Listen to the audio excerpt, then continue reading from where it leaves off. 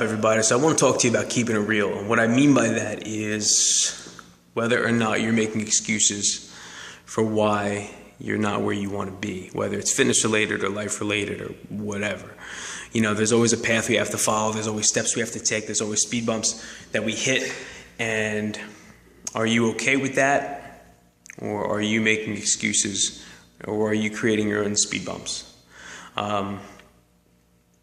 You have to take in consideration what you want, and you have to figure out the steps to get there. Sometimes it's not easy. Sometimes, if you don't have time for the gym, or you think you don't have time for the gym, your day's going to be longer than you want it to be. But if you really want it, then you got to make it happen and go out there and get it. Long story short, when I was first working in New York City as an unpaid intern for almost a year, I was commuting from Trenton, which is Jersey, Central Jersey, travel up to New York, about an hour and a half, 2 hours on the train, depending on if the train was delayed or not. I'd get into New York by the latest 9 o'clock. I'd work from 9 till anywhere from 7 to 9 p.m. Get out, go to the gym at 11 o'clock, or till about 11 o'clock. I'd get to the gym about 9:30, work out till about 10:30, get out by 11. And I would a lot of times miss the 11:15 train, so I had to wait till the 12 o'clock, 12:30 train, would take that, would get home. And if I missed that train, then I'd have to wait till the 1:30 train, which was not fun. And I'd go to sleep, wake up, do it all over again. This was a few times a week. I would work out probably 4 days a week, 5 days a week. And in the course of me doing this over a couple of years, I competed in 2 bodybuilding competitions. So it all depends on what you want. Your days are going to be longer than normal, but you have to figure it out and make it happen. As far as the eating goes, you hear a lot of people talk about not having the time to cook, or, they put on everybody else. I don't have time to cook, and my husband or wife doesn't really cook good food, so it's whatever's in the house. Really? Cook your own damn food.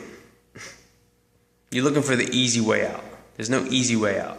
You have to cook your own food. Maybe you have to go food shopping for yourself. Take 20 minutes, shop around the perimeter of the supermarket, get what you need, fruits, veggies, proteins, potatoes, rice, and get the hell out of there. Spend a day on the weekend, a couple hours, cook what you need for the week. It sucks. Trust me, I've done it. But you have to do it. As far as the eating goes, I've had jobs where they wouldn't let me eat. Sometimes I was a personal trainer at a gym, and they wouldn't let me eat because I was on the floor for hours at a time.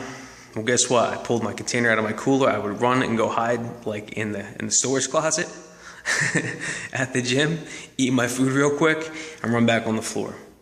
Ate as fast as I could. It sucked. It was cold, chicken and rice, but guess what? I did it. How bad do you want it, guys? How bad do you want it? Are you willing to do those things? Are you willing to make your day a little longer? Maybe lose a little bit of sleep a couple times a week to go to the gym. Maybe sneak out of work. People go out for cigarette breaks all the time. Well, I need a 5-minute cigarette break.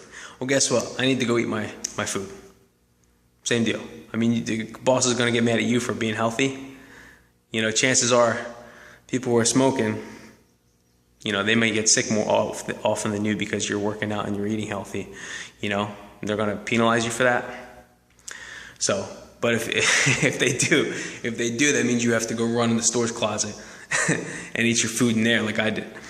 But again, figure out what you want, and you figure out what you have to do to get there. If you're telling somebody why you can't be where you want to be, make a mental note to listen to yourself. And reverse the roles. Put yourself in their shoes and pretend like they were telling you what you're telling them.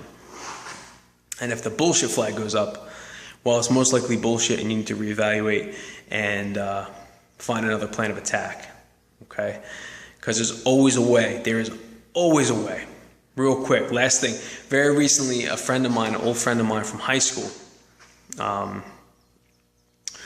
changed her life around. And she put up a blog post. She's training like crazy now. She dropped mad weight, and she's getting in great shape.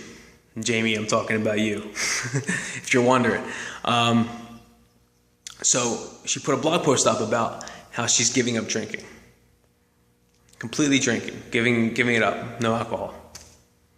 Not important to her anymore because she has goals that she wants to hit, and she knows alcohol is going to be detrimental to that. No matter who puts a glass of booze in front of her, she's not going to drink it. Are you willing to do that? Are you willing to not drink that booze? Are you willing to not eat that piece of cake after dinner? Are you willing to maybe not have a glass of wine with dinner? How bad do you want it, guys? How bad? You have to figure out how bad you want it. That is the key. When you can start giving things up for what you want, then you know you're on the right track. Until then, you're going to keep making excuses on why you aren't where you want to be. All right, think about that. Let it sink in. And if, maybe if this struck a nerve with you, then I'm probably talking about you. All right? Stop making excuses, because you guys deserve much more and things that are much better than that, than what you're getting now. All right? Peace.